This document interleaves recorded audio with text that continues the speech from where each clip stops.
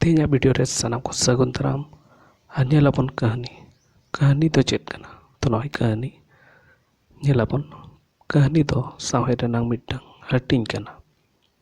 कहानी ऑल पढ़ाव तो मानवा जीवन रेना सारी चित्र गे झलकावा ओनाते नोडे बन नेलवा ओनाते मने रे रस्क हिजुआ।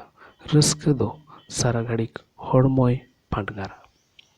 कहानी रे दो हड़ को जीवन संघार जीवन यात्रा जहाँ ब्रैकेट रे मेना नोडे ससनो सभ्यता किसण उन्नत रेनांग ओल ताहेना। ओना ओल तोल कथा पढ़ाव कते सेचेत बकुल रे सेना लेखान सावता रेनांग जीवन संघार ससनो हो हारा राकाबा आर किसणवा। नोते बन नेला कहानी दो जहान बर्न सांप्रदायिक देश से काल रेदो बांग तोलोआ सानाम हर ठेन गे सानाम दिसोम रेगे नोआ दो ᱧᱟᱢᱚᱜᱼᱟ। ओनाते ठाव स्थान ऑक्तो समय नांगकाल रोडपात सेचेत शिक्षा मोनेरियरी मानसिकता बदल लेनकान कहानी रेना भाग भत्ती रोडों रेना कजबन राकाब जोगा रोडों ना जहाँ दो रेहों एसर ताहेना। उका कहानी रे दो सुख दुख हाड़ आर उका कहानी रे दो रस्क ताहेना।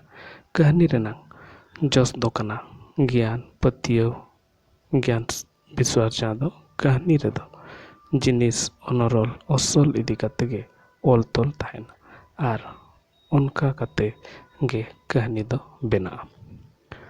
तो कहानी रेना नेलाबन तेतेद तो कहानी रेना हड़मो हटिंग दो कना हड़मो हटिंग चे तेतेद दो तुरुई गोटा मीरे झालका कहानी रेना जिनिस कथा वस्तु दुई रे चरित्र चित्रण तीन रे गलमराव कथोपकथन चार अनरल वातावरण जोश उद्देश्य ओल धारा भाषा सहेली।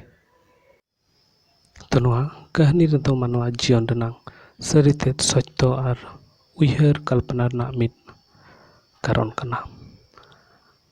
तो झालका नोआ कहानी चे नोडे जतो जिनिस ताहेना तो बेनांग नपाय बुझा जे तुरुई गोटेज जहाँ हड़मो हटिंग चे तत्व मेना ओना जति जहाँ मिद बाय ताहेना एनखान ओना दो बेस बाय बुझा जहाँ लेका अनरल चे वातावरण तो नोआ ना हो मिद अडी नपाय कान गया जहाँ लेका मिदटांग सितुंग दिन कना आर स्वेटर हरवा एनखान नोआ दो होयतो वातावरण रे बाय हिजुआ। तो ओना लेका गे नोआ कहानी रे जहाँ कना चे जोश चे उद्देश्य कना ओना दो हुयो दरकार। तो नोआ नोका कहानी रेना तेते दो तुरुई गोटांगा आर चेत कना नोआ पे नेल किया तो नेक्स्ट आरोबन नेला।